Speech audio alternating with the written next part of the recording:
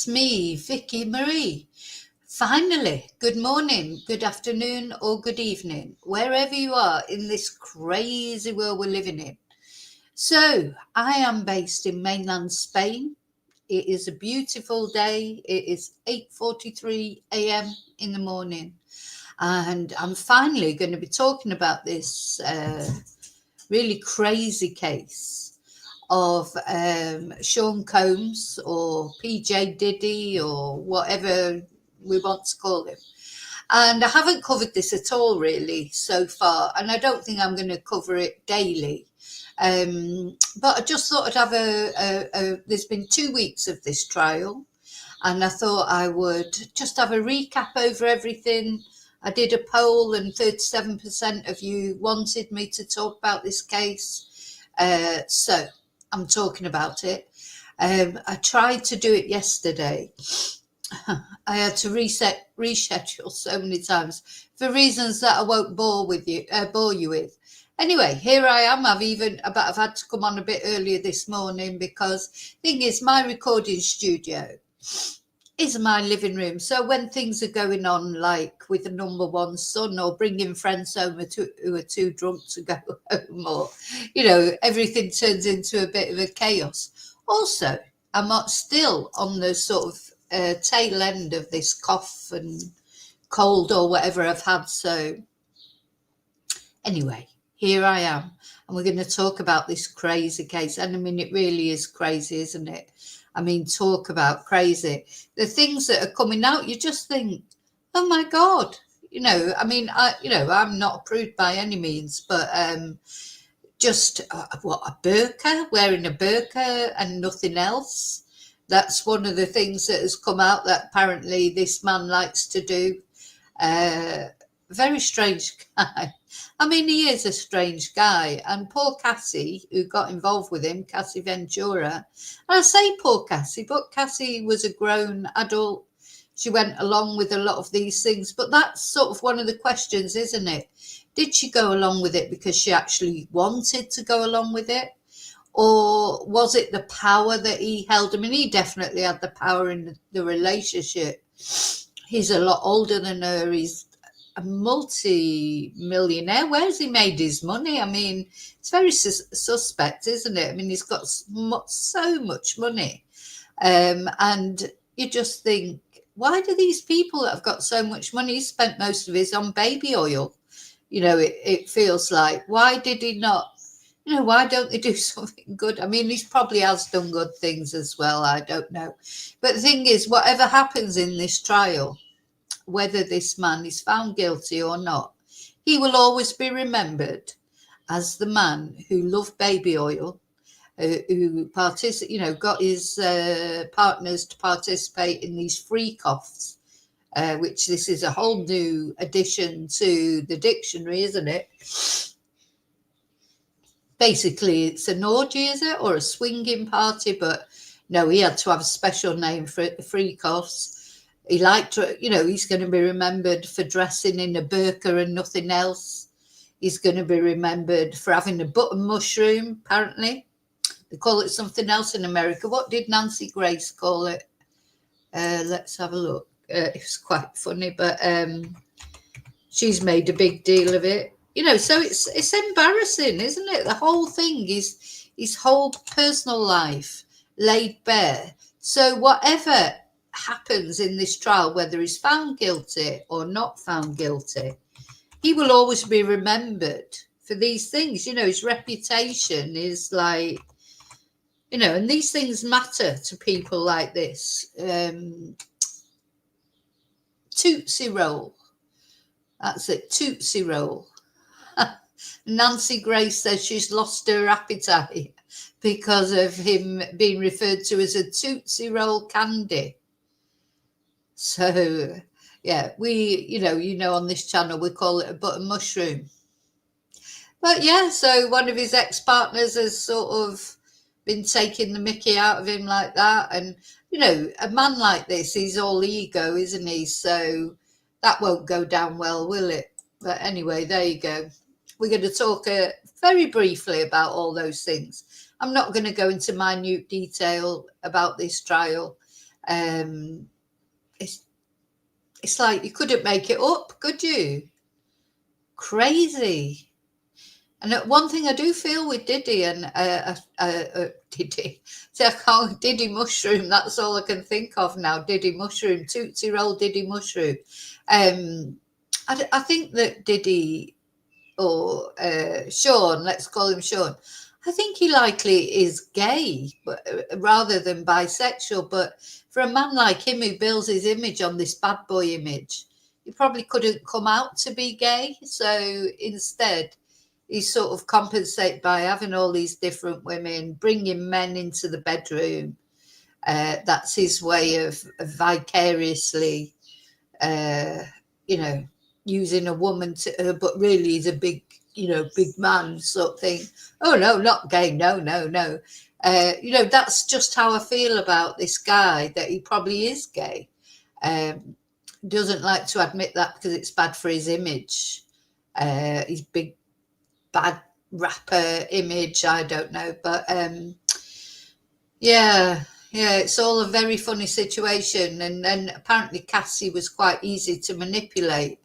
I don't understand Cassie's, but then, it brings up a lot of important issues, this case, apart from, he's not being tried for domestic violence. That is not what he's here for in this trial.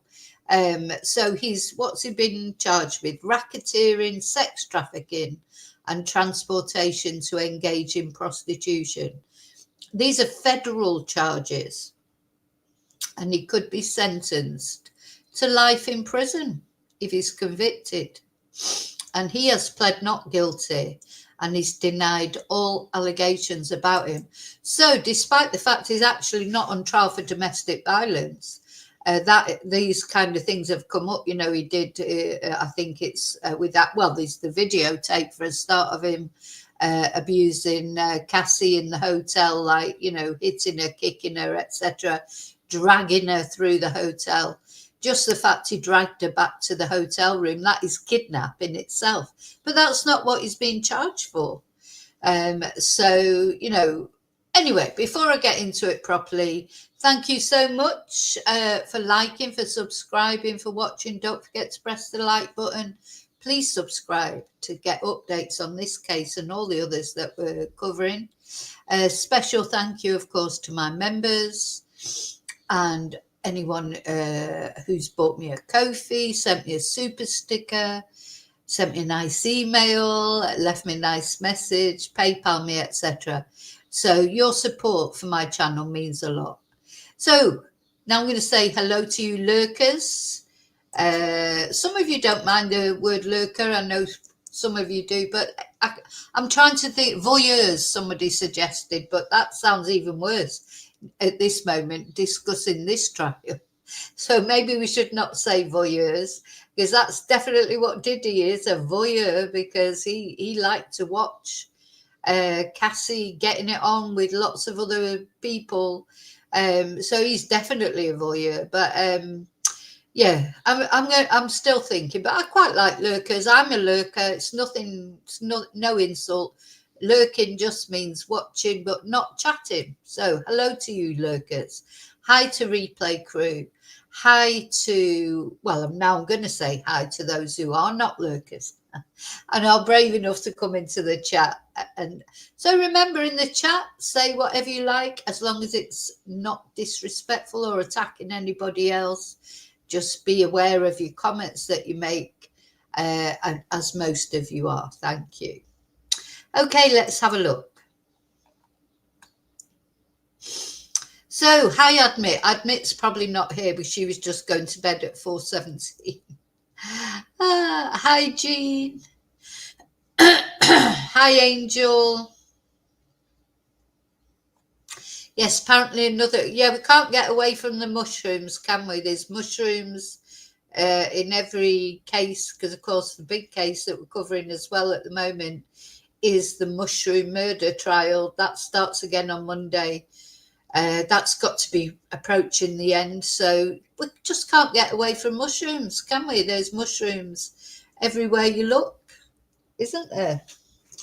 But yeah, okay. So getting into this now then. So as I say, I can't say I'd ever really heard of PJ Diddy or whatever he calls himself, Diddy Combs. I can't bear these names that these rappers call themselves. They're all either big something or little something or puff something or, just have a normal name for God's sake.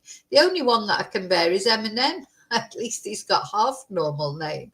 I do like Eminem. I've been to see Eminem in concert. But all these others and all the way they talk about women and it's just this gangster culture. They're always shooting each other. There's joking apart. There's been so many rappers, hasn't it? Shot, murdered.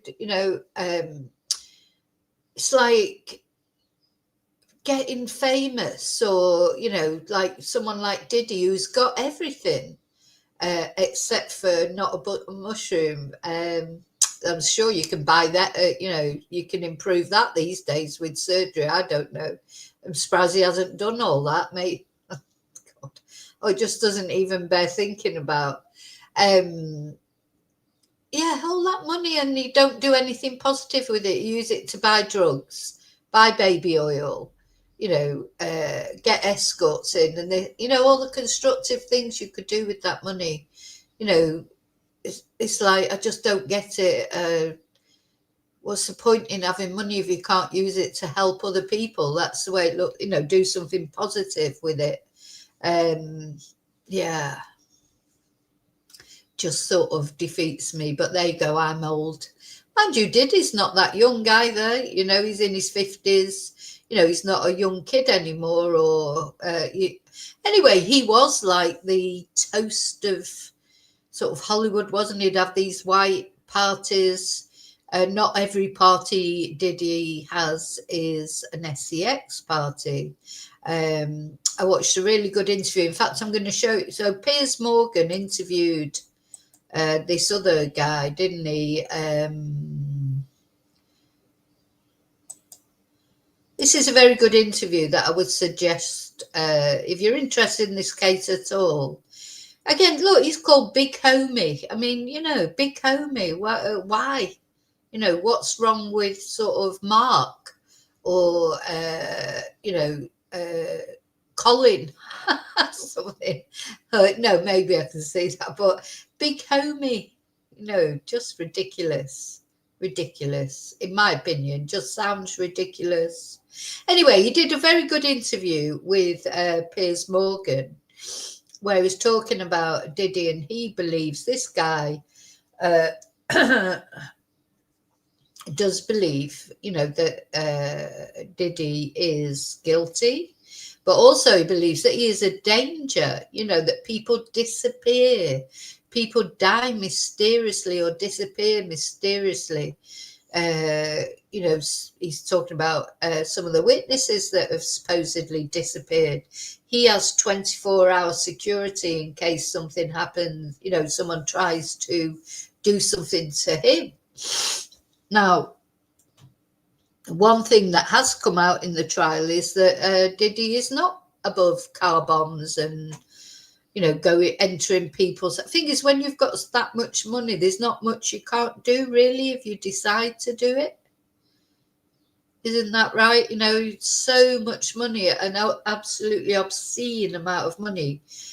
Anyway, this guy's very interesting to listen to. Of course, it's just his side of things. I don't know if what he's saying is true, but he's saying that people around Diddy tend to disappear, die mysteriously. And someone who he says, he talks about Jamie Foxx, the actor. He says that he thinks that Diddy possibly gave him something to make him very, very ill. He says that people around Diddy tend to die of pneumonia, and one person who did die of pneumonia, who was around Diddy, of course, was his ex-girlfriend, Kim Porter. She was 47 years old, and she died in November 2018. She's the mother of his children. And a lot of people think he maybe had something to do with that. But he went on social media and said, he seemed to love her. He didn't know what he said. Her sudden death was a nightmare he couldn't wake up from. He said, I don't know what I'm going to do without you, baby. I miss you so much. But yeah, other people do think that it's possible. Let's have a look at some photos of her. Some people do think that was Diddy involved in the death of Kim Porter? Well, we'll never know, I suppose. But anyway, her official cause of death was pneumonia. But she was only 47 years old. And what that big homie said is how many people around Diddy have died of pneumonia. He seems to think there's something key there. Maybe there is. I don't know. Bless her. But anyway, she looks like Cassie, doesn't she? Or Cassie looks like her. Anyway, she's deceased. She's the mother of his children. His children who have all been at this trial. It's unbelievable. All the things that have come out about that their father has been up to. And it seems like they are true because they've been corroborated by different witnesses. God, I wouldn't like to sit there and listen to people talk about what my dad got up to in the bedroom. It's like, it's not very nice, is it? You don't really like to think of your parents, doing things like that, actual carnal. Your parents don't do that, do they? You always think, never mind how you actually got onto this planet. But it's not nice to think of your parents doing, it just isn't, is it? It's like, but they've had to sit through all this. They've had to sit and listen where Cassie was testifying that Diddy had escorts urinate in her mouth. I mean, there's something wrong with someone, in my opinion, who would like to see another man urinate, or any man, but even you, especially another man urinate in your wife's mouth or your girlfriend's mouth. Something wrong. It's not, it's not about being a prude. I mean, there's a lot of sex is all to each to their own, and experimentation is good, of course, but that's just vile, isn't it? It's more than just sort of experimentation in my eyes. Anyway, that's Kim. So what happened to Kim? I wonder. Was it natural causes, or is there more to Kim's death? Very sad anyway for anyone to die at 47 years old. So this is what we're going to talk about, and what we're going to do is just a recap, if you like, of week 1 and week 2. As I say, just the main points. I'm not going into real big details. It's crazy, isn't it? So the more I've caught up with it, because I haven't been following it every day, but I've been following it loosely. And then over this weekend, I really caught up with everything, because I was going to be presenting this video. Oh, God, it's just when you think it can't get any weirder, it does. So I'm not really sure either. Some of the testimony, you just think, is that really relevant to this case? I mean, Cassie Ventura, Diddy's girlfriend, is 9 months pregnant. She's literally about to give birth any minute. I mean, they've been split up for quite a long time now. And she's married and she's got children. I hope she's made a happy life for herself. But when she was with Diddy, she was a lot younger than him. But she got involved in all these freak offs and that. And it's unclear, really, did she want to do it? maybe some of them she wanted to do and others she didn't. And the thing is, she wanted to do them, I think, maybe to please Diddy, you know. And it's sort of raised a big question, isn't it? Because of course she split up from Diddy and went back to him several times as well, you know, knowing what he was capable of. You know, can a person be complicit in their own abuse? Do you know, it's like how many times with domestic violence, women do go back to their partners, and that often leaves you, if you're like a family member or whatever. I don't know if you've ever had this experience, but I have experienced it with family. You know, they split up from the partner, they tell you all the horrible things that they've done, you hate the partner because suddenly all this is coming out, and then they go back with them, and then you have to accept them back. Well, you've got two choices. You either accept them back into the sort of family, you know, if there's you know, you might not see them every day, but if there's a party or a birthday or a wedding, these people are back with your loved one, and they end up coming to these functions, and you have to decide, well, what do? Do you speak to them?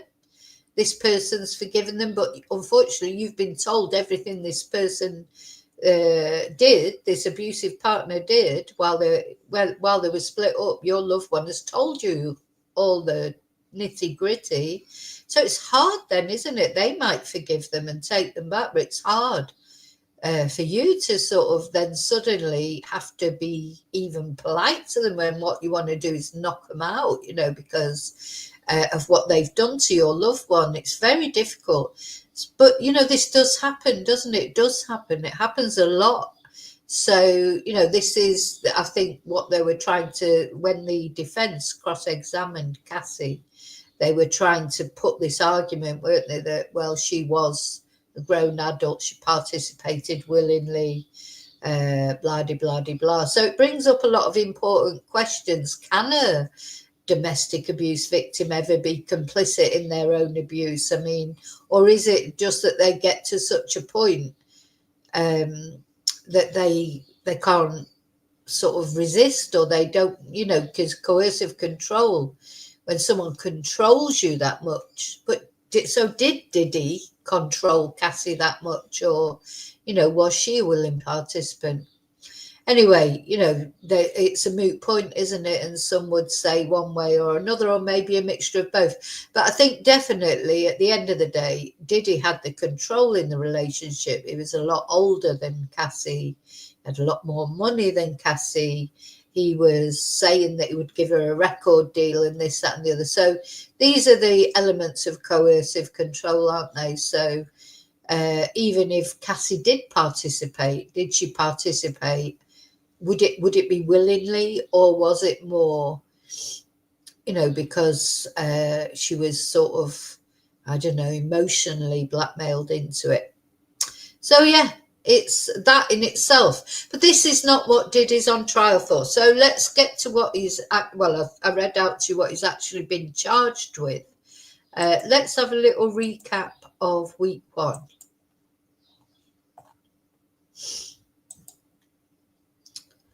First of all, so yeah, Cassie was on the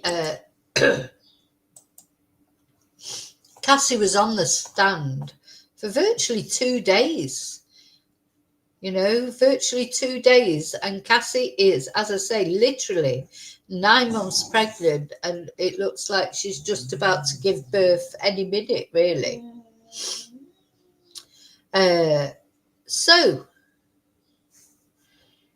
So it was a packed courtroom, you can imagine. I bet people are queuing up to go into this court because it's such a massive case. So let's see if we can find. So it says that access to the main courtroom is extremely limited. Only 21 members of the press and around 14 members of the public, gosh, that's not many at all, are allowed in daily on a first come, first served basis. So look, they have professional line sitters who camp overnight to secure spots at the front of the line, queuing up for this trial. So the daily crowd has included journalists, fans of Coombs, content creators, live streamers, true crime podcasters, a TikTok body language analyst, a ventriloquist, and some curious New York locals who said they were using some of their vacation days from work just to witness some of the proceedings. So to accommodate demand, the court has opened 3 overflow rooms featuring live feeds from the courtroom, and these rooms have become their own scene, with journalists scrawling notes by hand, as electronics are banned in federal court, and spectators often react inaudibly to dramatic or emotional testimony. Sorry, gosh, my nose has started going weird again. Need to find my Vicks. So, opening statements began on the Monday morning after the jury was seated. So, prosecutors accused Coombs of operating a criminal enterprise that facilitated his drug-fueled sex sessions, referred to as freak-offs, involving paid sex workers. They alleged that Coombs used threats, violence and drugs to coerce women into participating in the freak-offs, including his former girlfriend, the singer Cassie Ventura. And his legal team pushed back, arguing the encounters were consensual, part of a swinger's lifestyle. And they acknowledged his history of domestic abuse, domestic violence and drug use, but said that this does not mean he is guilty of trafficking or racketeering. And they have denied any criminal enterprise. So from the beginning, his mum was as well. I mean, his mum was in court to hear how he liked escorts to urinate into Cassie's mouth. I mean, how awful to sit through that. And I think his mum stopped going in the end. I don't know if she's gone back or not. But Janice Combs's mother and his children have been present in court, with Combs occasionally turning to them, forming a heart with his hands, and several of his friends have also been in attendance. So here we've got Justin Dior Combs, Quincy Brown, and Christian Combs departing for a lunch break on Thursday. So most of the focus the first week was on the testimony from Cassie, the prosecution's star witness, who dated Combs from around 2007 to 2018. And Cassie, who is 8.5 months pregnant, was on the stand for 4 days this week, detailing alleged physical and emotional abuse during their relationship. And she also alleged that he raped her in 2018 after their breakup. Ventura testified she was coerced into participating in the sex sessions that she said were orchestrated and directed by Combs, known as freak-offs. She said she would participate in sex with male escorts in front of Combs, which could sometimes last for days, take place in various states, and were often filmed by Combs. She said it would take her days to recover from the events, and she felt trapped as he would threaten to release the videos he took and use them as blackmail. Whatever was going to not make him angry or threaten me, I was going to do, she told the court, adding that during every freak-off she would use drugs provided by Combs to help dissociate and numb herself. Now, this is his mum. Now, you know, your son's a billionaire. You think you'd be able to afford a better wig, really, wouldn't you? You know, come on. What is that? What is that? It's like Michael Fabricant wig. Your son's a millionaire. And that's the best wig you can get. Come on, Janice. So prosecutors painted Combs as controlling and abusive, and as someone who exerted power over nearly every aspect of Ventura's life, including her appearance, career, where she lived, and which escorts would participate in the freak-offs, as well as what occurred during the freak-offs themselves. So, you know, these were drug-fueled as well. The thing is, I mean, I suppose you'd have to be drugged out of your head to, you know, to allow someone to urinate in your mouth. I mean, come on, that's not really very sexy, is it?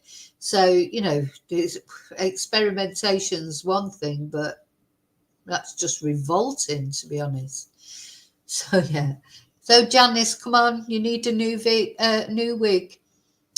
So, Cassie repeatedly said she felt a responsibility to make him happy, even though the freak-offs left her feeling horrible, humiliated, and worthless. And she said she feared that refusing him would make him upset and lead to violence. Make the wrong face, and the next thing I knew, I would get hit in the face, she said. Very sad. And then the jury was shown that security footage from 2016, oh dear, where Coombs was seen assaulting her in a Los Angeles hotel hallway. Maybe we'll have a little look at that.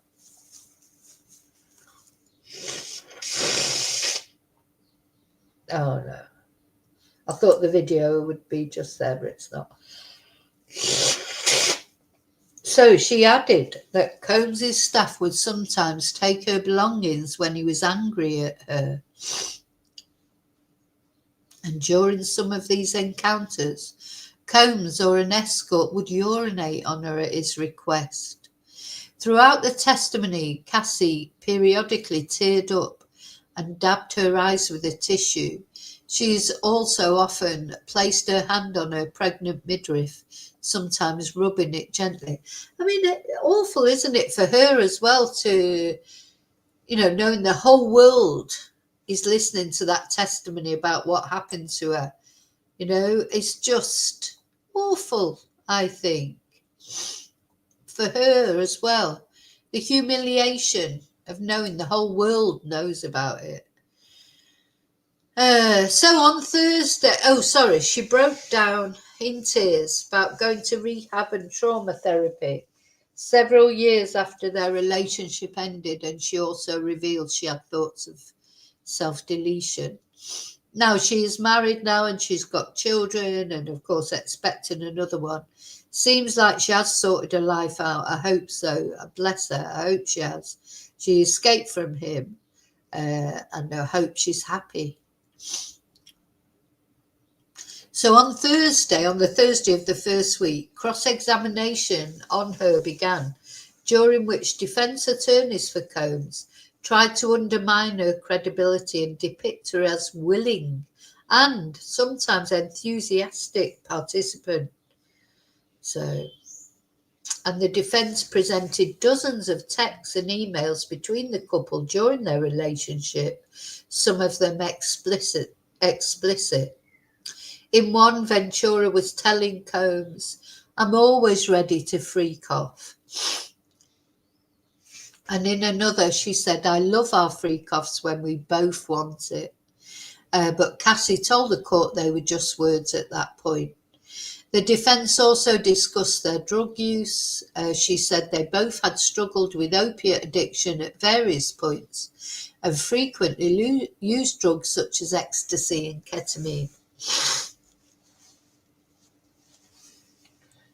Combs often stared at Cassie as she testified, whispering to his lawyers and passing them notes, but Ventura did not look at him. And at one point, defence lawyers seemed to be trying to establish that at the time of the 2016 video of him attacking her in the hotel, he had been experiencing withdrawals from opiates. Well, we're supposed to feel sorry for him for that. I just have no sympathy whatsoever with this man. He's not taking drugs because he's a hopeless addict. He's taking drugs because he likes it. Right, somebody might stumble their way downstairs in a minute. It's chaos in my house always. So then on Friday morning, she went for another day of cross-examination, and defence lawyers continued to portray Cassie as a loving partner and willing participant in the freak-offs, rather than someone who was coerced. After her testimony continued, her lawyer issued a statement noting that the week had been challenging, but also empowering and healing. And she said, "I hope my testimony has given strength and a voice to other survivors and can help others who have suffered to speak up and also heal from abuse and fear. For me, the more I heal, the more I can remember. And the more I can remember, the more I will never forget." Okay, so there were other witnesses that testified. The security guard from the hotel, and he said, let's see, he said that he tried to blackmail him, didn't he? I think. Yeah, he tried to silence him by offering him cash, and that Cassie had a purple eye and repeatedly asked to leave. Coombs's lawyers challenged his account, noting these details were not in his original incident report.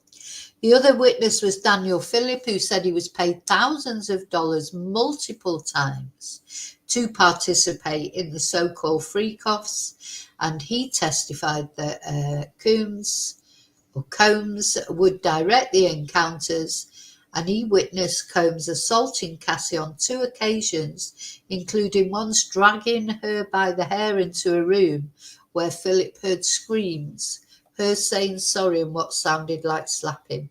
I mean, this man is a piece of shit, isn't he, basically? Okay, so that was the first week. Now we're going to have a look at the second week. Now, the first week was dramatic enough, but the second week, people were saying, oh, you know, it couldn't get more dramatic, but I think it did. I think it got a lot more dramatic, personally. Right, let me find my, where has it gone?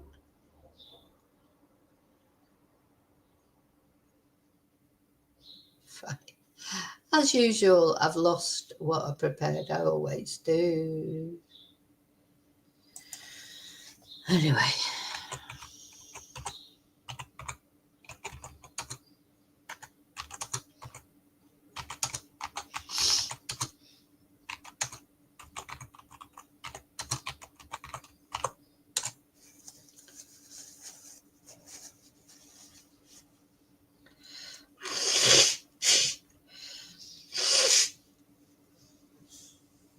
Okay. So the thing is, the defense tried to sort of discredit Cassie's testimony, but it was all backed up in the second week by other witnesses. It was week 2 was explosive, really, more explosive. Oh gosh, these adverts that keep coming up. So we heard evidence from other sort of famous people, such as, well, say famous people, I've never heard of him. This other rapper, Kid Cudi, another one with stupid name, you know, can't just have a normal name. It's not big or small, it's Kid Cookie.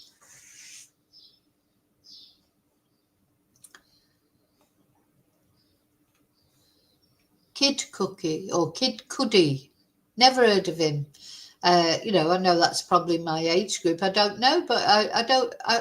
Has anyone heard of him? I mean, somebody obviously has, but just seems weird to me. These names, these rappers, I've never heard of. But anyway, he apparently said that Diddy had tried to kill him with a potential car bomb that destroyed his Porsche. So, that's like quite a severe accusation, isn't it? So also I think, Johnson's baby oil must be loving this case, or any baby oil. They've had so much free advertising during this case because jurors have been shown many photographs detailing damage to hotel rooms allegedly left behind after freak-offs were held. So, next time when you go into your job, if you're working, and you get up in the morning and you think, oh, I don't feel like going to work today. Well, at least you don't have to go and clear up a load of crap from Shaun Coombs's freak off, do you? I mean, cleaning hotel walls, removing used condoms, just generally tidying up after all that. That's a horrible job, I think. Just disgusting, isn't it? Don't like tidying up after myself. Never mind about tidying up after someone like him and whoever else has been involved.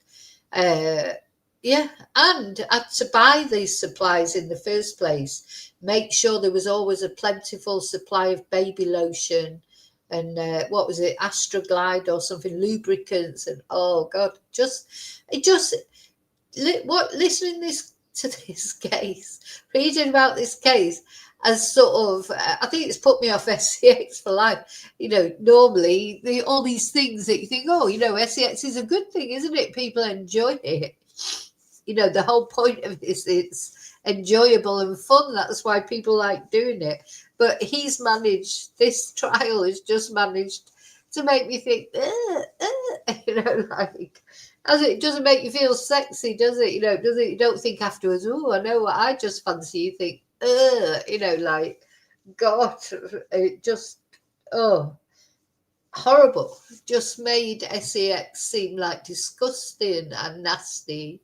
And of course it isn't, or it shouldn't be, but it was in this household. So they detailed their instructions to buy supplies for the SEX parties and then to prep the rooms. Dear me.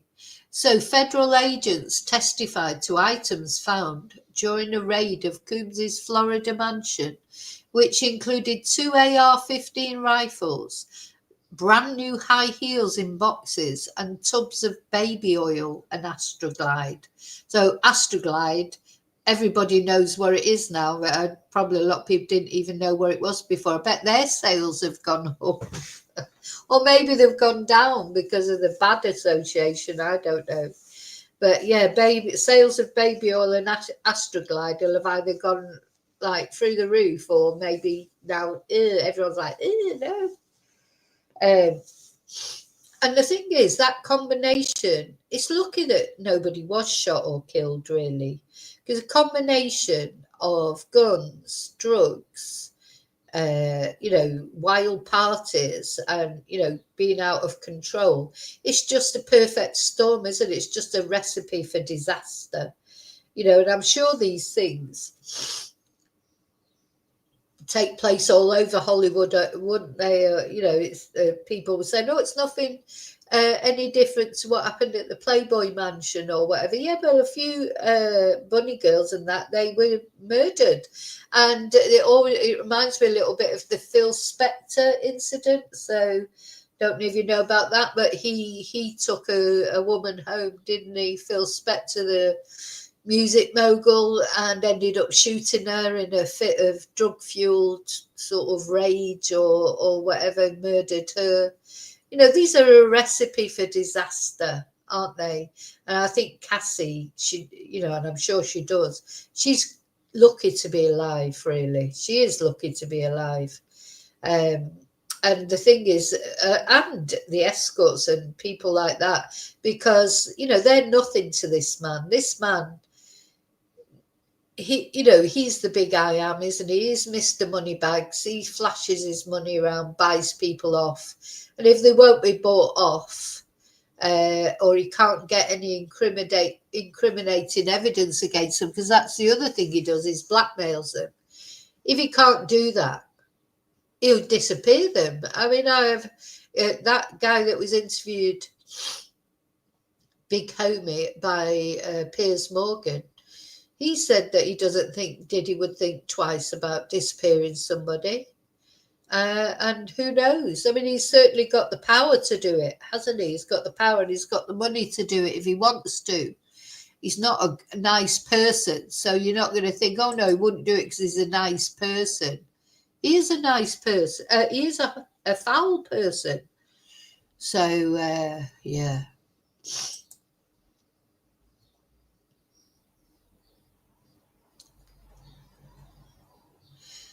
So then we had this Charade, the Punisher. Now, it's important to remember that he's not called the Punisher. His nickname is not from his escort service duties. His nickname, the Punisher, I think was because he was in either a wrestler or something like that. That nickname is from another walk of life. So he's an exotic dancer known as the Punisher, and he testified to the jury and described how he was brought into the world of freak-offs. And then Cassie's mother was extorted, allegedly. Cassie's mother, Regina Ventura, took the stand, testified that Combs extorted her shortly after he and her daughter ended their relationship. And she said she took out a home equity loan to pay him $20,000 when he threatened to release explicit videos of Cassie after she started dating rapper Kid Cudi. Why would he want £20,000 from Cassie's mum? He's got more money than he knows what to do with. Now, apparently that money was returned to her. Whether it was him who returned it, probably was. But, again, it's not because he wanted the $20,000. He didn't need the $20,000. It's a power. He just was wanting to show, I'm boss. Don't you forget it. Though she took out this loan, gave him the $20,000, and then he gave it her back. I mean, what piece of shit he is. So, is this a picture? Oh, is this some damage that he did to Cassie? How long? Let's have a little look at. And in New York, we're monitoring. We can't watch because of the rules of the Shaun Diddy Combs sex trafficking trial. On the stand now is Cassie Ventura's mother, and that's where we're headed right now. We are going to check in with our Kelly Craft for our hourly update on the Diddy trial. All right, Cassie's mom on the stand. Paint the picture for us. Hey there, Ted. Yes, although no cameras here in the federal courthouse, we can bring it to you because we are here watching. And I'm going to tell you about some interesting jury reactions in just a moment. But yes, Cassie Ventura's mother is on the stand. Her name is Regina Ventura, and she's referring to Cassie as Cassandra. Every time she's asked about her, she refers to her as Cassandra. Something interesting that she just talked about is that Shaun Combs demanded money from them. This was after that Kid Cudi incident in which Shaun Combs was claiming that she was cheating on him with Kid Cudi. Well, they had a bookkeeper contact the Ventura family. When Ventura was back there, Cassie was back there at her parents' home, demanding $30,000, saying, this is how much money I've been spending on your daughter, and I want it back. So Regina's talking about taking out a home equity loan, and then they wired the money. The bookkeeper for Shaun Combs gave them the wire transfer information. They wired $30,000 to Shaun Combs because she said she feared for her daughter's safety, because at the What piece of shit he is. I mean, that was just so totally unnecessary, because his ego just couldn't take it that she might be interested in anybody else. So he made people that can't afford it take out a loan to give him $20,000 to him. He spent that in a day on drugs. Well, more probably. It's nothing to him. Like a tenner to you and me. A tenner's probably more to us than $20,000 is to him. Probably just like a pound or something. Just a foul man, generally. And, to involve her family in it, make her mum worry about her safety, make her pay him that money just because he could, not because he needed it, not even because he wanted it, just to show the power that he had over Cassie, and not only over Cassie, but her family. So yeah, he's a pretty. I think one thing, as I say, it doesn't matter in a way. What happens in this trial? This man's reputation. Everybody knows now what piece of shit he is. So it just doesn't matter. I mean, I feel sorry for his family because you know, are they finding out, you know, that your own father or your own son is such a big piece of shit? I mean, they probably know he's a piece of shit anyway, but now they really know. And now the whole world knows. So multiple witnesses described Coombs's abuse, which they said was largely directed at Cassie.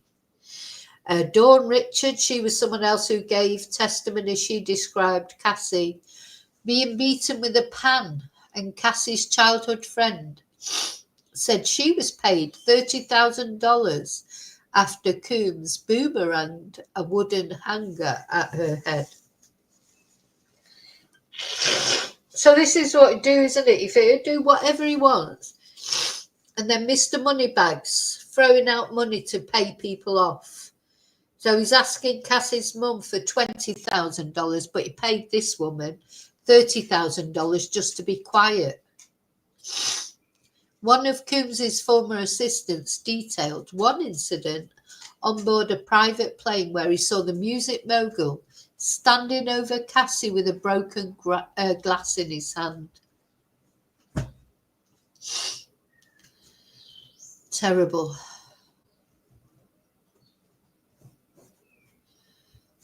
Oh, and then this bombing of Kid Cudi's Porsche. Why is that not going down? Sorry. So, Scott Mescudi, known professionally as Kid Cudi, took the stand to testify that his Porsche was destroyed when a Molotov cocktail was thrown into it, tearing the roof off the vehicle. While Mescudi was dating Cassie, he said that Combs had broken into his home, and a few weeks later his convertible had been destroyed in the driveway of his house. And Cassie previously testified that Combs had threatened to blow up Mescudi's car. Hey, you know, he's an absolute piece of shit, this guy. Anyway, then there was somebody else came on, one of his assistants came on and said how much he loved applesauce. Apparently he was obsessed with apples. He was throwing he's thrown apples at Cassie. He'd have applesauce on everything. Apples are a big thing for this guy. Apples and mushrooms, apparently. So that's sort of where we are. I mean, you know, you think that's just, hi, Yvonne. That's just, what's the word? That's just a summary of what's happened so far in this trial. Let's see. Now, there was an interview on Ashley Banfield with this Punisher guy. Might have a little look at that before we finish.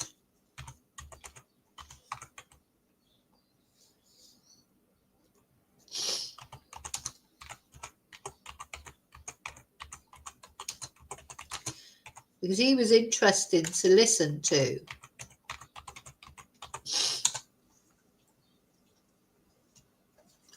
Yeah, let's have a look at this.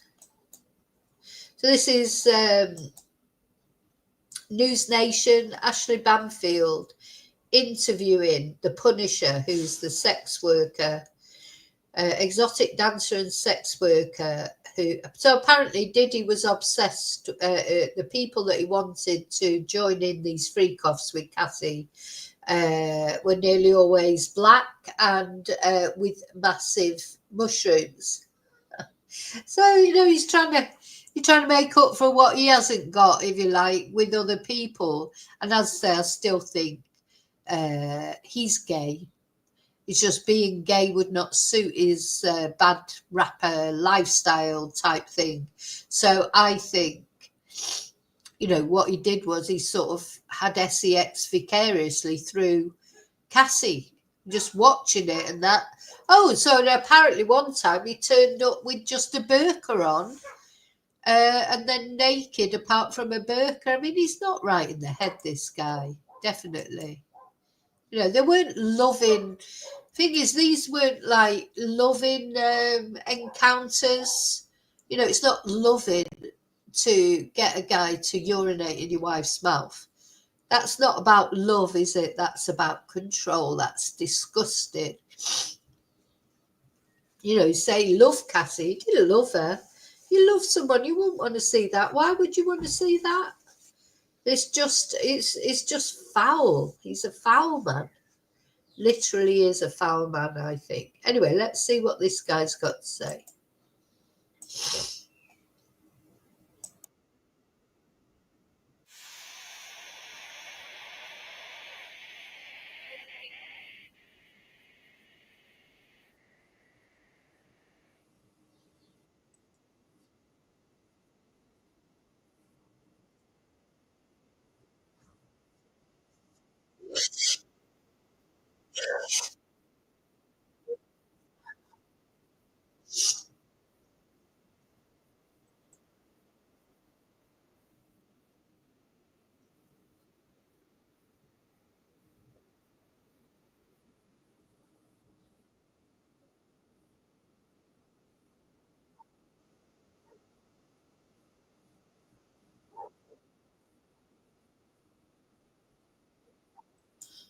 Just fast forward a bit. Oh,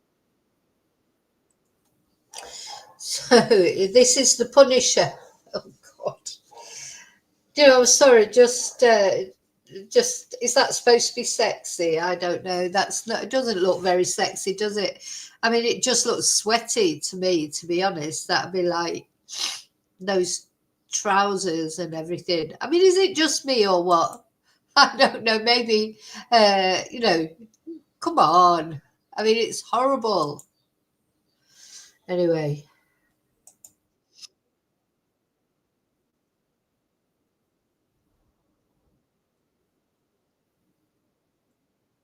actually, I don't think I'm not sharing, Emma. Let me share. Be help if I share.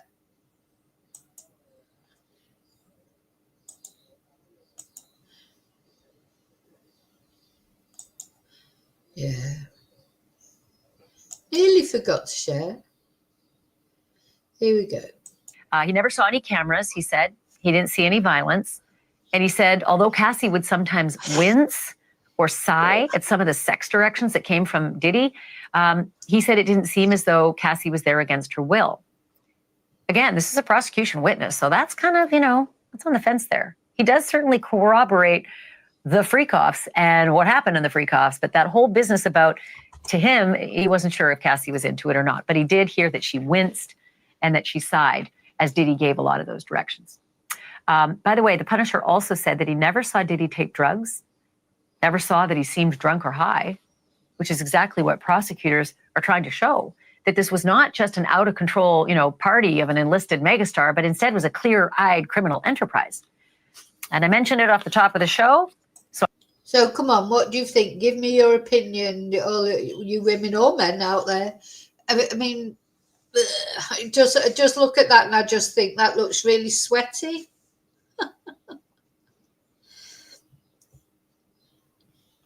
So I'm happy now to introduce the man who spent the better part of today on the witness stand. Sheree, the Punisher Hayes, joins me now live. Mr. Hayes, it's really good of you to be here. Thank you so much for doing this. I can imagine you've had a hell of a day. Definitely a challenging day today. So tell me a little bit about it. Like, how was it? How'd you feel up there? Like, give me a summary and a description of what that day was like for you.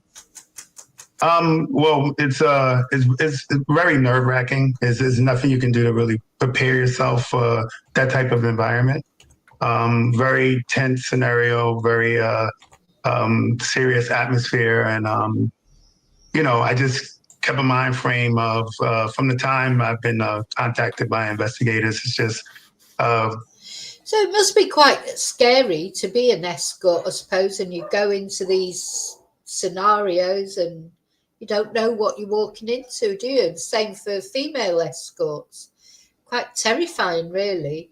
It reminded me, when I've been watching this trial, if any of you remember the film American Gigolo with Richard Gere, which is a really old film, but I think it was the first film that really propelled Richard Gere into fame, if you like. It's a fantastic film, I think, a good film. It sticks with me. Some films that you watch, apart from the fact Richard Gere was just so absolutely gorgeous in it,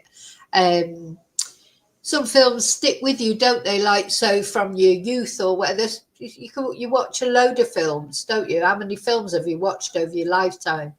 And some films, you watch them and then virtually immediately afterwards you've forgotten about it. And other films, like that one was one for me, I remember it. He was just such a good actor in it. But it reminds me of this. So he was hired in this film. He's hired to go to, like, what you'd call one of these freak-offs with a guy's wife, and the guy sort of is instructing him to do certain things and instructing him to be abusive to this woman. And then the next day this woman turns up dead, and that's the storyline. So he obviously comes under suspicion for killing her because he has been there in that hotel room, and then afterwards this woman is found dead. So that's basically so I would say if you get a chance to see it, it's a good film, and it definitely echoes, or this whole situation echoed that film. And also Richard Gere, in that film is just so. There's a scene in it where he's getting all his clothes organised, there's music playing, and he's putting all his clothes in different groups of what he wear with that shirt and that tie with that shirt. It's just. That's sexy for me. That's sexy. That with all the sweaty black leather. Sorry, that doesn't do it for me. Give my version of the truth, what I can remember to the best of my ability, and that's what I tried to do today. So I know that you talked about this on the stand, but I want to just sort of flesh it out with you a little, because we get court sketches. There's no cameras in court, so it's really good to have you in person. When you say that it was clear that Diddy was directing the sex scenes and the sex acts, because as you described, it started off as just a sexy scene, but it progressed into actual sex over the course of the freak-offs. What kind of direction did you get the sense? Like aggressive, mean, demanding, or just, hey, this is kinky, let's do this? Not even as I described in the text. They were very subtle. Mr. Combs was always basically across the room, and it would be in a low tone, and it would just be suggestive. It was nothing aggressive, nothing that would create some sort of scenario that this was like unnatural between them. Obviously, a sexual scenario with a couple is not the norm, but it's something that I had heard about before, and there's some couples that get into this, and in hindsight. So he's saying it's not the norm. So, I mean, he's an escort. So if he's saying it's not the norm, so probably most of the time then, who are his normal clients? Are they men? Are they women? Or they a combination of both? It's like, but anyway, he said from his own lips, and he's an escort, so he should know that with couples is not the norm. But I think, as I say, Shaun Combs, he is gay, in my opinion, and he's just trying to cover it up by bringing an escort in with a woman, because that doesn't ruin his bad boy image. So that's another reason why I don't like him, because he's not even open about his own sexuality. If there were no accusations, I would have saw it as completely natural. Can you repeat that? You would have seen it as what? If there was no accusations, like in hindsight, all this stuff is in hindsight. Like in the moment, I didn't see it as anything but a couple doing something risque, and Cassie as a partner trying to create a fantasy for who I believed was her husband, and for the majority of this. So at one point in your testimony, I think you mentioned, and I was just reading transcript because, of course, there's no cameras. You mentioned that Shaun Combs was slightly aggressive in his tone, and that Cassie would sigh or wince at some of his direction. Can you explain that a little bit more? Yeah, I understand that you're getting it in parts. It was quite a long testimony. When the sighing and the wincing was associated with some of the direction was very specific, and it could be one after the other in terms of move the candle to the left, move it a little more, move it a little more, and now move your body a little more, stuff like that. And it was kind of unnatural for a scenario where you're trying to create a sexual situation. So, I mean, how could he get, my question would be, he must have been taking something, because how could you, it's not very sexy, that, is it? Or I don't think it is. Imagine somebody, they're telling him what to do, and at the end of the day, he's a man.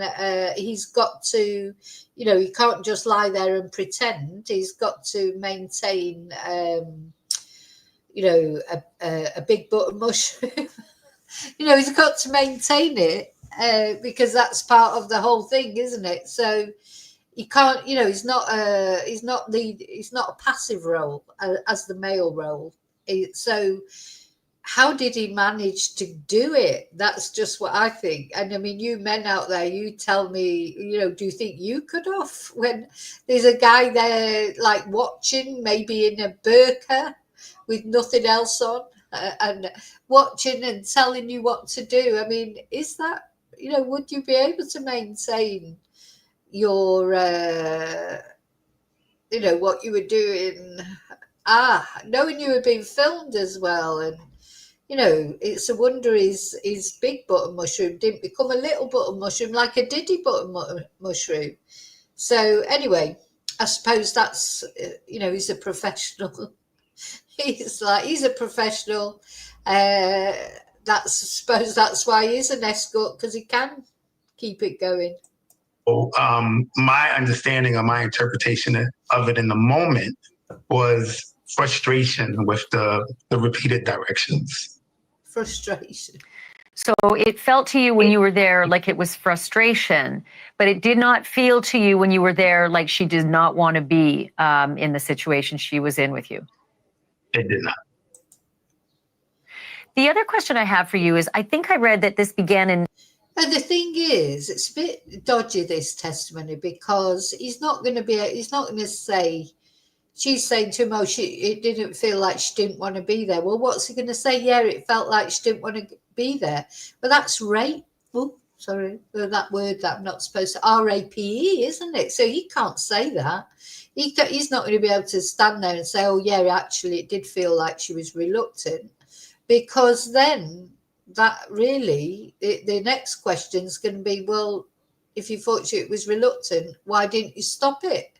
Why didn't you stop it? And, why did you continue to participate? So he can't say she was reluctant, even if maybe she was. I mean, we don't know. I don't think we'll ever know that. I mean, look at the state of this guy, Diddy. Look at Diddy Mushroom there in his great big, oh, yeah, I'm a big rapper man with my Diddy Mushroom. Oh, God, I just look at him now and I just think it's just like he's trying to, sometimes people who've sort of got nothing, if you like, they sort of overcompensate like he does. Like he's so much trying to look the big hard man and the big I am, that just shows that inside really he's probably just so insecure. I think this guy is so insecure because he knows inside he is nothing. In fact, he's just a piece of shit, basically. He knows that, and he tries to put on this big show. Everything's like, oh, look what a big man I am. So that's not what makes a man, taking loads of drugs and domestic abusing your partner and whatever. That's not what makes a man. What makes a man is somebody who'll do anything to protect his loved ones and his family. He'll go to work every day, no matter what, and earn probably a pittance that a lot of people earn, but they keep at it because they know they've got to provide for their families. That's what a real man does. A real man would not ask another man to urinate in his wife's mouth. That's not a real man. Was it right 2012 that the first time you were hired? That's correct. So that would seem fairly early on, perhaps in the freak offs in their relationship. And it felt to me like in the beginning, you did not actually have any kind of sex with Cassie in front of Diddy in those hotel rooms. It was just performative, but that it graduated in the later freak offs to sexual acts. Did it seem to you, now that you're hearing a lot more of the story, that this was the beginning of the whole freak off adventure for them, that they were kind of figuring it out themselves as well, and that maybe it progressed a lot further and got a lot less appealing to Cassie, maybe later after you had moved on and weren't in the picture? So I'm instructed to not necessarily follow any of the details. So I just really know what my interaction with was. And it was always like almost a start over scenario, because like I said in my testimony, it wasn't consistent. Like I would get called maybe once every 4 months, so long periods of time would go in between. So it would definitely be kind of like an odd situation, but not in a way where I can assess there was some sort of progression that went on from the time we started. Yeah. I mean, I agree with you. I won't be hiring this guy. No offense to him, but he seems like a nice enough guy. You know what I mean? He's just a normal guy at the end of the day. But yeah, just he's too. It's not my scene. That I'd rather have, like I say, Richard Gere. Going back to Richard Gere. But he was an escort in that film, American Gigolo. But all that leather stuff and whatever just doesn't do it for me. I'd rather see a man in a nice suit, nice tie, looking elegant and what have you. That all that just wouldn't do it for me at all. And I'm sure this guy's a nice guy, and you know what? He's got a job to do, I suppose. I'm sure he earns good money from it, but it's so seedy, isn't it, the whole thing? And how do you do it? And then, did he ever have to urinate in Cassie's mouth? I mean, it's just a horrible case, this, isn't it, really? To the time we ended, it was pretty consistent all the way through. Well, may I commend you in following the orders of the court and not having consumed a lot of information about this before your testimony, because that would have been an easy question for you to answer had you known all the background, right, that we're all learning in court. So congratulations and good for you. You're a model witness, and I appreciate you doing that. That's true justice. I do want to press a little bit on this aspect of from the first freak off until the last freak off that you did. Did you sense that they were getting more practiced at it, and that it was a lot more sexual right away? First, it was performative and just, a show, and then it became actual sex towards the end. Was there anything different between episode 1 and say episode, maybe maximum 12? That seems to be the max number that you performed with them. Did 12 seem a lot more, like it was a machine that was ready to go? Actually, the opposite. It was very routine, like a very consistent routine. A routine. Now, the thing is, I agree with you, Heather. Face like that. I don't think it's his face that Diddy was interested in. I mean, let's face it, it's Diddy chose this man. This is the sort of man that Diddy finds attractive. And that Diddy would probably really like to sleep with himself just on his own. But he can't do that for his rapper, big man image. So he uses a woman as like a Cassie was like, she's like the intermediary, isn't he? So what Diddy did with this guy is like Cassie was the intermediary, not this guy. I think it's like Diddy really wanted to sleep with this guy, more than he wanted to sleep with Cassie. Do you know? That's my opinion. That's what I think it's all about. Diddy's repressed sort of homosexual tendencies. I think he is a homosexual, which is fine. Absolutely nothing wrong with that. But he seemed to think there was. So what he tries to cover up from that by using a woman in between. But I think really what Diddy would have liked to have done is slept with this guy himself. Maybe he did, I don't know, but that hasn't been mentioned. And Cassie was just there as someone in between, because Diddy's real sex leanings are towards men, not women. That's my opinion. It always started the same, some sort of a scenario where we would be across from each other on couches that were covered with sheets. It always had to start with a baby oil, with me rubbing it on myself, her doing the same, escalate into us rubbing each other, and then escalate. Diddy is obsessed with baby oil as well, isn't he? I'd say Johnson's baby oil must have, I don't know if their sales will have gone rocketed upwards or downwards, but certainly everyone's talking about baby oil. He's obsessed with it. You know, they always had to be lubricated and shiny. That's straight, you know, why? But anyway, never mind. Everybody has their thing. We've all got our little things that we like. You know, we've all got our little secret fantasies and things. Some of them not so secret, I suppose. When you've got Diddy's money, you don't have to keep your fantasies secret. You can just play them out, which is fine as long as nobody's getting hurt, isn't it? But yeah, definitely baby oil. And applesauce. Apparently he had applesauce on everything. Diddy's like an obsessive person, isn't he? That's how it strikes me.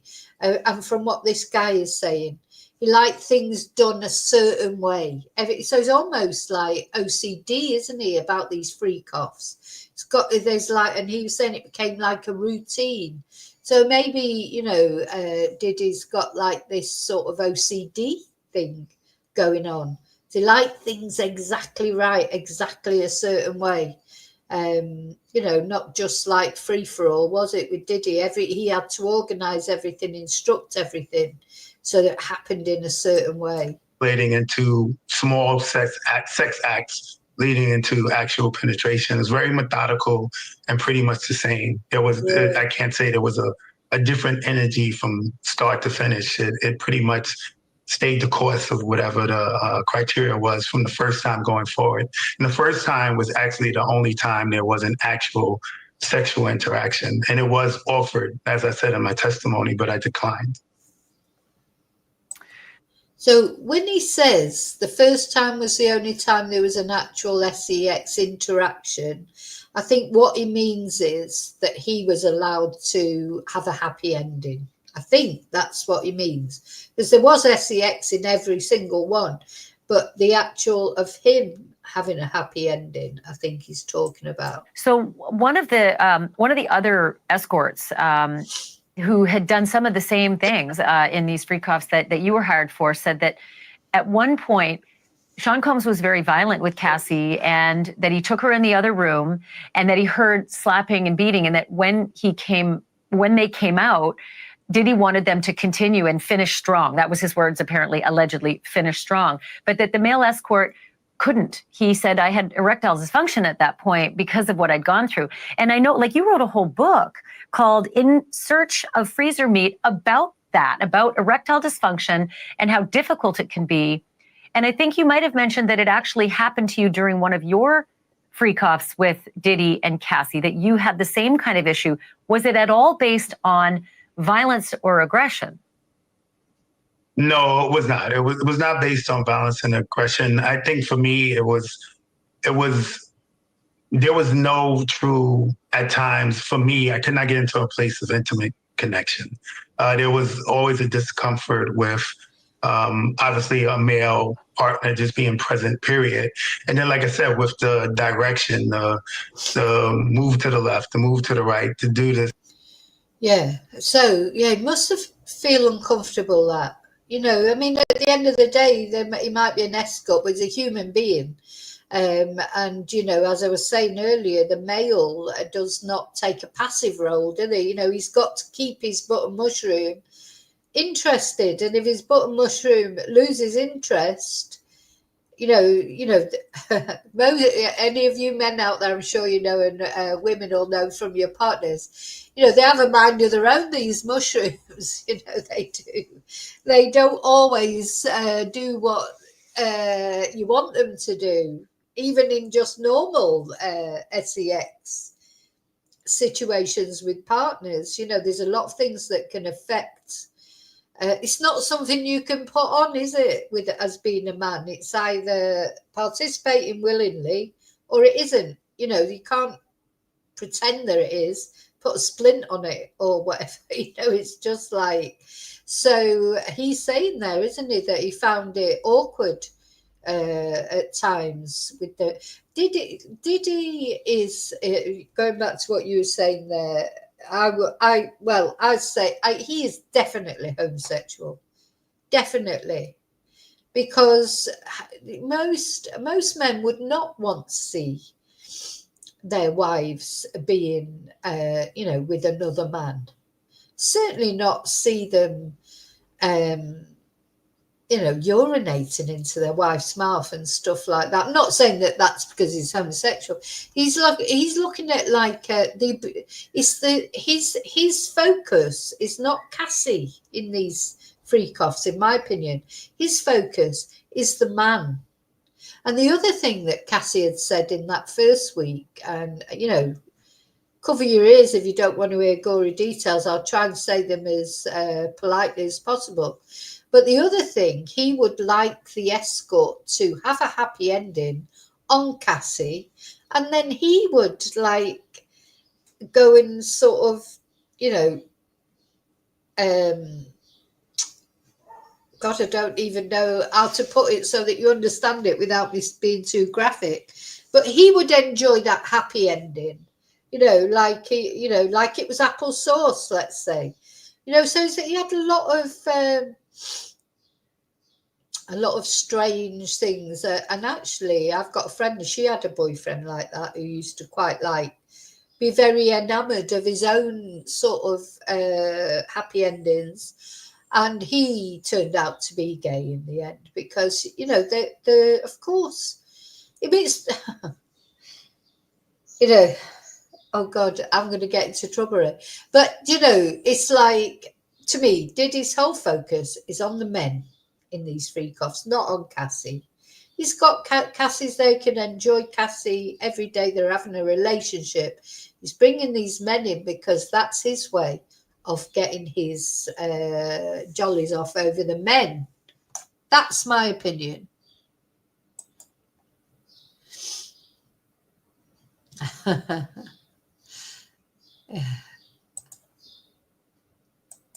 do that in terms of me maintaining like an erotic space of being turned on or whatever, it was difficult. I mean, Cassie's a very beautiful woman, of course, a lot younger than Diddy. He must have been thinking it was Christmas when but, you know, Diddy can buy most women or a lot of women, unfortunately, young women. He's got, I think, all the power. I mean, you cannot imagine the power that he had. You know, he's dangling a record contract in front of her, an acting career, all those things. You know, it's difficult to not have your head turned by that, isn't it? I would imagine, especially for a young girl. Look at his face there. He just looks evil, doesn't he? He looks evil. Now, I heard that as well. Somebody was saying in chat, you know, that it's possible that he suffered some abuse when he was young. Maybe he did, but, you know, people who suffer abuse normally when they're young as well, they don't all go on to abuse other people. Quite often that makes them the very furthest thing from an abuser. You know, they know what it feels like. You know, I don't know. You'd have to ask his mum, Janice, that with the weird wig on. The woman who's the mother of a billionaire or billionaire and can't afford a proper wig. So I'd have to ask her, I suppose. The truth of Diddy's upbringing. So it was just more of it felt like acting opposed to a actual natural sexual scenario. Did you ever know another escort by the name of Jules in? I just think you'd have to be drugged up even just to sleep with Diddy. You know, like Diddy, these tushy roll or whatever Nancy Grace is calling it. I'd have to be high on drugs to sleep with Diddy, never mind with a load of escorts or whatever, or have someone urinating in my mouth. Bloody hell. You know, Diddy's not exactly, well, in my view, he wouldn't do it for me. He might have a load of money, but you know what? Money doesn't impress me. I'd rather have some, and you know, and I'm not talking about looks. I mean, the sort of men I find attractive, you'd probably be surprised. But, you know, I don't know. There's something about when you find a man attractive, it's not about the way they look. You know, I don't like Richard Gere because he's handsome, which of course he was handsome when he was younger. That's not why I found him attractive. He's got that presence. He's got that something. Other actors that have that for me, like Anthony Hopkins, Morgan Freeman, you know, these are the sort of people that I find attractive. Denzel Washington, Ray Winston. I mean, it's a right combination, but they've always, to me, they've got that je ne sais quoi sort of thing. It's not about them having big muscles or wearing bloody leathers like this guy. You know, if anything, great big muscles like that, they just turn me right off. You know, I'd rather see a man in a nice suit, as I say, with an intelligent, you can have a conversation with. That makes a man attractive. There's something about their character that makes them attractive. Not all this, you know, like the Chippendales and all that. Just leaves me cold. I've never liked going, you know, sometimes you get girls' nights out, they go see strippers and that. Just have no interest whatsoever. Just doesn't do it for me at all. LA. The truth of the matter is, I was in a naive state. My very first interaction, I was told it was, she went by Janet. I had no idea who they were. And she introduced herself as Janet and said this was her birthday and this was something special her and her husband was doing. So the majority of the time, actually the entire time, even when I found out who they were initially, I really believed I was the only guy they were involved with. So it's her birthday. So for her birthday, Diddy gets her an escort. I think it's more like his birthday, really, wasn't it? Was he the one? There was one of them. It might be him. I was watching one of the escorts who didn't know who they were because, of course, just knew that this woman called Janet or whatever. And then when Diddy actually arrived, I don't know whether that was the time he had the burqa on and nothing else. So he didn't know who they were. But then I think they were watching they'd put the TV on in the hotel room and it came up a welcome message on the TV screen, you know, welcome PJ Diddy or whatever his stupid name is. And that's how this escort realised who it was that he was there to service. But, yeah. I thought this was some. But had you ever heard of had you ever heard of an escort named Jules? I have not. I'm not in the male escort business. I'm actually a stripper that took a proposition, but is not somebody I would commingle with in terms of interactions. And then last quick question. Sorry, just talking about the strippers there. I'm going to do a bit of waffling now, but as I say, I can't imagine anything worse than going to see a male stripper. It's horrible for me. Anyway, and I don't like to see the way women act around and that, but around them. But it always reminds me of that episode in Cheers. Everything always reminds me of an episode in Cheers. I don't know if any of you lovers of Cheers, but not Cheers, sorry, Friends, where Phoebe was getting married and they got the stripper and it was Danny DeVito. Oh, what a funny episode that was. It was so funny. Yeah, Danny DeVito turns up as a stripper dressed as a policeman. It was hilarious. Absolutely hilarious.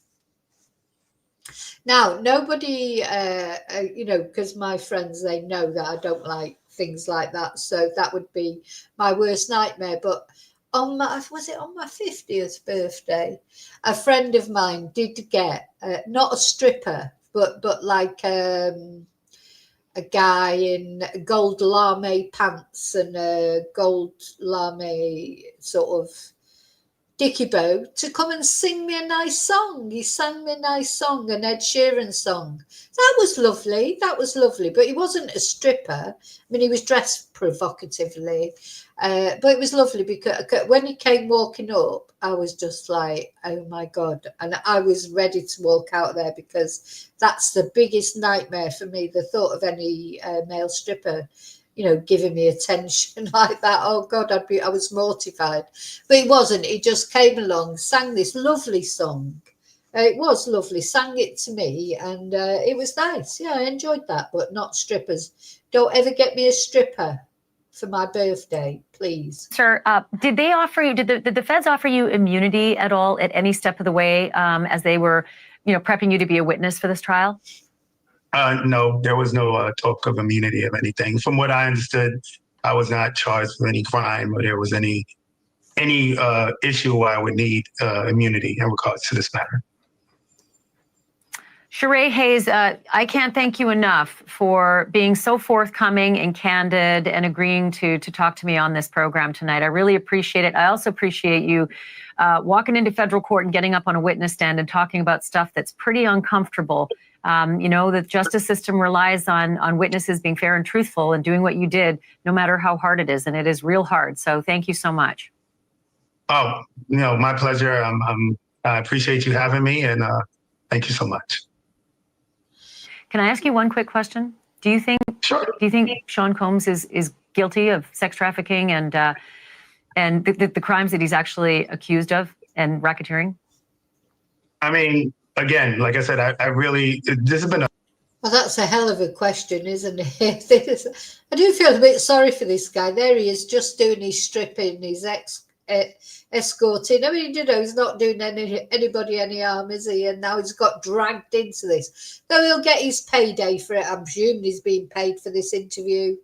I presume so. And if I was him, wouldn't you make the most of it? He's had to go through all this. If he can make some money out of it, good. Because it can't be an escort forever either. I mean, the thing is, there's going to come an age, I suppose, that people, what age, can't keep lying about your age, isn't it? When he's 70, let's put it this way, when he's sort of 60, 70, he won't be doing the escort, probably. He needs a pension plan, doesn't he? A high place of anxiety for me. So it wasn't just being a good witness and follow directions. I really avoid the details. I think the totality of the situation for everybody involved is just extremely sad and difficult, and just a black eye experience on everybody involved. And I just think it's unfortunate. I don't have the legal understanding to levy the evidence and come to a determination of what I think or don't think. I just think it's an unfortunate situation for everyone. That's a very diplomatic answer. Very diplomatic. Obviously, he's not going to go there and say, oh yeah, I think he's guilty, or even I think he's not guilty. That was a very diplomatic answer. Yeah, I wonder what it's like being an escort. Anyway, I'm not going to go there at the moment, but sometimes say, oh yeah, it'd be all right as long as, I don't know, as long as you could choose a client, I suppose. Like, oh yeah. But if you couldn't choose the client, that's a different story, isn't it? Give it a try. Yeah. I have had my offers. Over the years. But that's a story for another day, or there's a few stories there. But yeah, but yeah, I've thought about it. Yeah, it'd be quite nice in a way, wouldn't it? Could be. I like these escorts. There's escorts out there. They don't even have sex. They just go out. Sometimes people, men, and women, I suppose. I don't know. I suppose there's male escorts everywhere as well.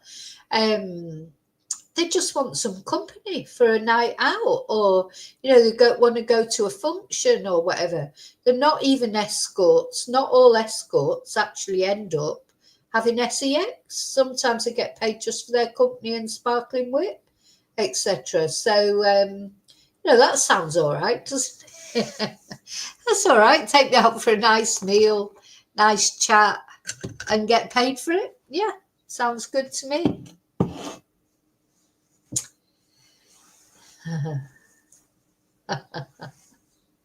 Okay, so I finally caught up with the Diddy trial. The Diddy mushroom trial. I'll never be able to think of him. There's too many mushrooms come up on this channel. Too many cases. We do this mushrooms all the time, isn't it? Mushroom after mushroom. Yeah, the Diddy mushroom, Tootsie Roll. As I say, whatever happens in this case, even if Diddy ends up being found not guilty, which personally, I don't think he will get found not guilty. I can't.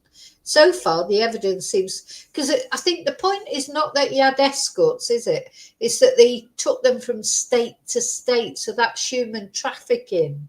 So it's complex, isn't it? What's actually going on? But I can't see that he will get found not guilty. But even if he does get found not guilty, his reputation is so damaged. Everybody knows him for what he is now. So he's never going to, he'd just go home and be comforted by his bankroll, I suppose. Still don't really understand where he's got all this money. When you look at how much money he's wasted over the years, how much money has he wasted on drugs, on his freak-offs and hotel rooms and this, that and the other? He could have done something much more constructive with his money, couldn't he, really? But anyway, there you go. It's his money. It's up to him, I suppose. Yeah, mushrooms everywhere. Mushrooms everywhere, aren't there, on this channel at the moment? Can't get away from mushrooms. Mushroom after mushroom.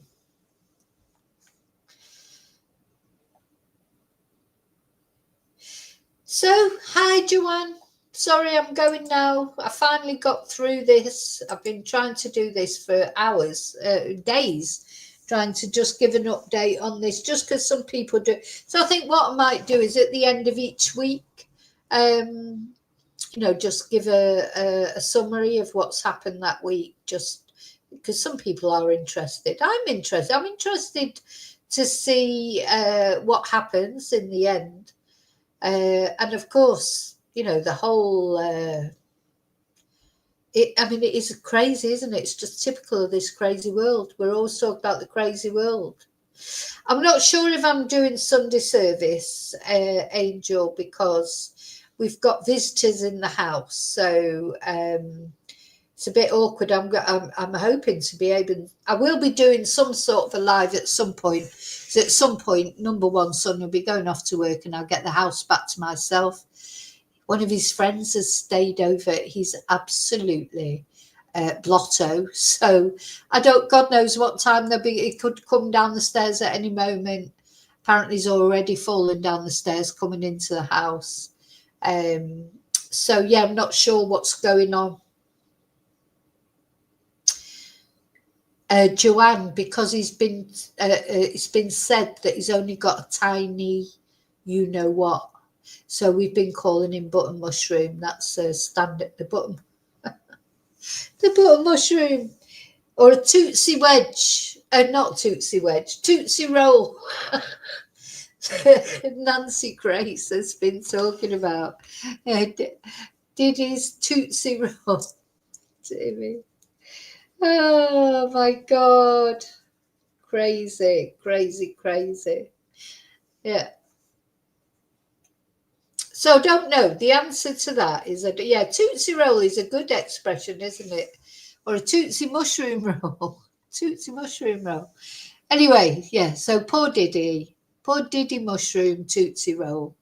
He's had his whole life, the whole world knows, that he likes to see a man urinate in his wife's mouth. that he's got a Tootsie Roll.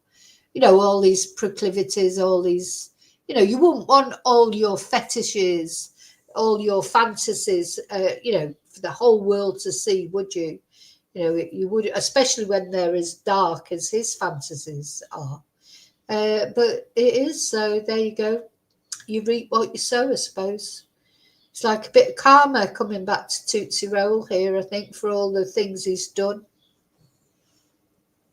Okay, I'll see you really soon in the next video. Thank you for watching, and until I see you again, may your God go with you. Take care, everyone. Have a good Sunday if I don't see you. Bye.